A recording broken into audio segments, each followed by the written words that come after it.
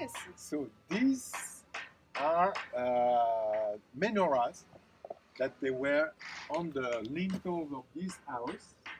Very typical Jewish signs. The first sign that we see that is typical from a Jewish city is the burial cave outside the wall. Okay, the menorah, the two menorahs on the same house. It's a very typical from Jewish sign and families, and living here in Susya.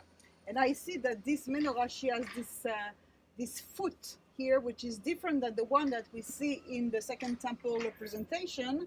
This is a typical Jewish that we find in many archaeological findings, with like a 3 feet, standing on 3 feet.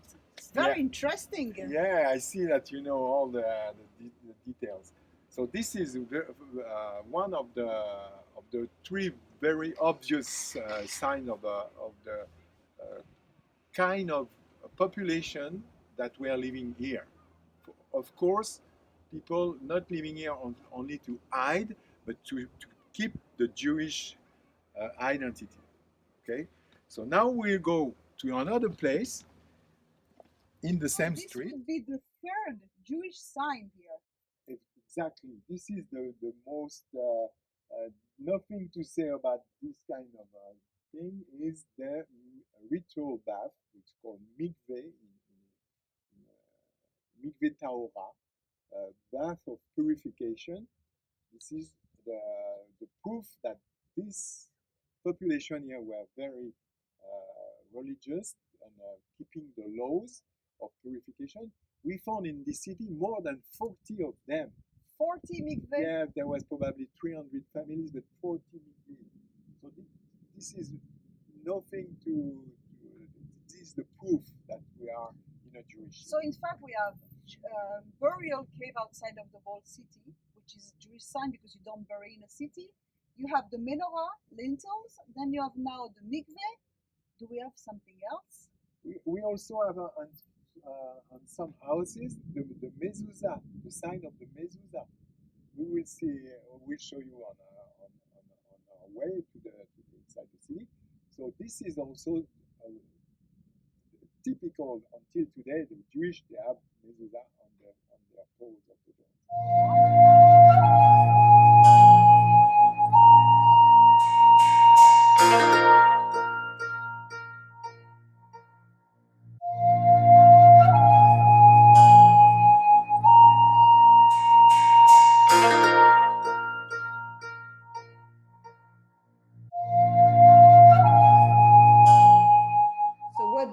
We've seen that we have the menorah, you see on the left corner, the engraved menorah. The menorah is the Jewish symbol. You can not have something more Jewish than the menorah. A few menorahs have been found in archaeology, and this is one of the very nice one because it's engraved on the lintel of front door. So this was really Jewish, okay? So they did not only one, but they did two, and you will see in the synagogue there was another one, two others, one, and so the menorah was really the symbol because it represented light. The menorah in the temple as a special function. First of all, it was lit by the high priest each night. The light of the menorah, which came from pure virgin oil, had to be lit each evening and shine through the night in the temple, because it meant that the presence of the Lord was shining day and night. There was nothing less. Everything would have to come to light. So it was in the evening. And there is a portion, the Torah portion, that bears the name of this commandment to light the candle. It's called Be'alotecha. And Be'alotecha, it's translated into English, when you arrange the lamps of the menorah, the 7 lamps. But in Hebrew, it means when you go up, when you light it up, when you make the flame go up. So there was some 3 little steps, and the high priest had to go on the steps to go up and to light the menorah. So in fact, it was a spiritual essential for himself and for all the rest of the people, because God doesn't need light, he is the light. So the second the second thing we talk about the burial cave, and the other sign is you see on the right top corner. Mezuzah. Yeah, it's a mezuzah. It's mezuzah. It's something that you see in Deuteronomy. I'm going to read to you the verses. It says, first of all, it talks about, therefore you are to store up these words of mine in your heart and in all your being.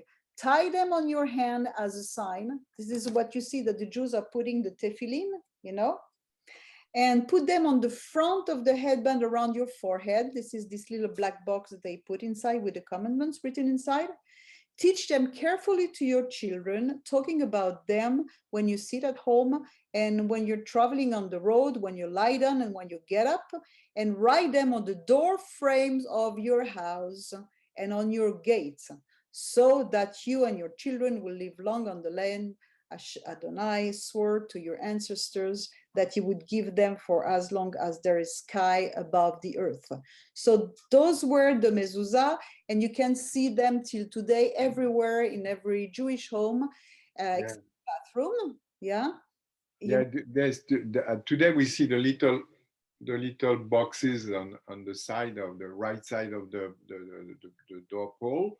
But at that time, you can see it was carved inside the door pole, and the mezuzah was an inside one.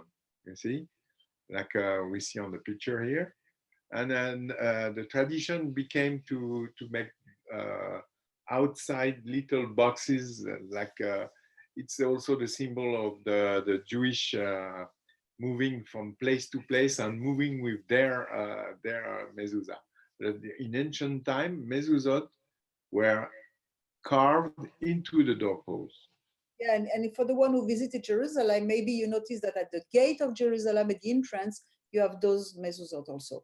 And Jews, they have the tradition to kiss the mezuzah. It's just a tradition. But inside, you have the commandments that I just read to you that are written inside on the parchment. So, and then the mikveh. Of course, the mikveh are the ritual bath that were very, very important role in Judaism. Until today, you cannot have a Jewish community without a ritual bath.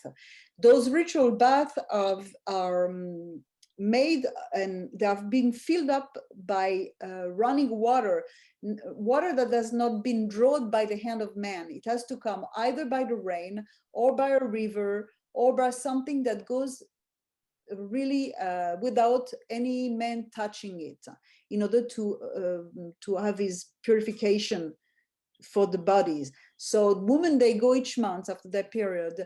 Young bride, they go before they get married. A married couple, the man goes after marital relation. There are all kind of things, you know, for purification. Before Yom Kippur, you go to have this ritual bath. And in fact, it's the ancestor of the Christian baptism. When you see John the Baptist, he was baptized in the Jordan, where there were a lot of water, because the laws requires that there would be 40 se'as, which is a measure that people agree, rabbis agree, that is about 150 gallons. So you need a lot of water, and then you are really immersed, totally naked inside. You don't have nobody touching you or whatever. You just immerse yourself, and 1 or 2, 3 times, depending. Even the converts to Judaism, they have to go through this mikveh of purification, and when you rise up from the water, it's like you are born again. See, so there are very similarity with what the first believers who were Jewish were doing. Then after it evolved and it became Christian, and so now we need to see we have seen the burial, we have seen the mikveh, and now maybe we want to see what the dwellings, how were the people living in. So now we are in a dwelling place, one of the underground dwelling place of the city of Susya. There is almost 70 of them, big like this, with a water system inside, and it proves that this city was wealthy, with people very, very well organized. You look at the stone they built the inside of the caves. They live in caves to prevent from the sun in summer, and also the cold in winter. And this is a typical Judean underground dwelling place.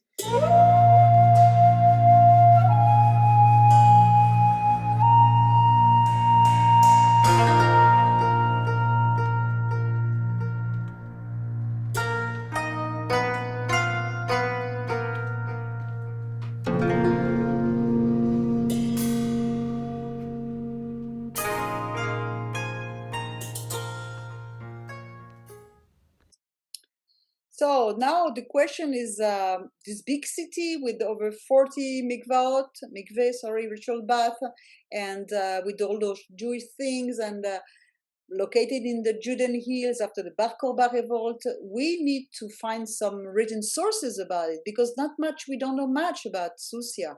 So at least if that's such a big Jewish site, we need to find it in the Jewish sources. So what about the sources? Let's hear what Shaul has to say. The mystery is, this city is big, but where are the sources of Susya? Where are the place where we can see in the literature, in the Roman literature or in the Jewish literature, which called the Chazal, where is it mentioned Susya? Nowhere. For example, we have one of the very famous at the time of the Byzantine, the counselor of the Emperor Constantine, Eusebius of Caesarea, the Archbishop of Caesarea in the 4th century, in the middle of the 4th century, made a very interesting document which called the Onomasticon, which is the list of all the places from the Bible, every little village, every place where there was a well, everything from the North Galilee to the Judean up to the desert and Beersheba and around. Nowhere it's mentioned Susya. So what is this mystery? So you see now, we reached the top of the village, of the city of Susya, and we are in front of the most beautiful, one of the most beautiful synagogue, which is the center of life, the Jewish life in every city. So, beautiful synagogue in a Jewish city. How come there is no source in the Jewish sources, and no mention of Susya on the Jewish community? So it seems really that something is going on here. So we need to go to the synagogue and to find out what is the secret of Susya. So again, you see the Susya is this huge city with 7 centuries of presence, no Jewish sources, nothing in Christian sources, but this beautiful archaeological site that was not destroyed. There is no trace of destruction, even from the Islamic period. And then after all the Islam, the Crusader, they were living there. But we know that at the time of the building, the first building inauguration of this presence in the Judean Hills, we don't know who were these people, these Jewish, very seriously in tradition, in Jewish tradition, we don't know who they are. So now we visit the synagogue, and maybe we will have more information.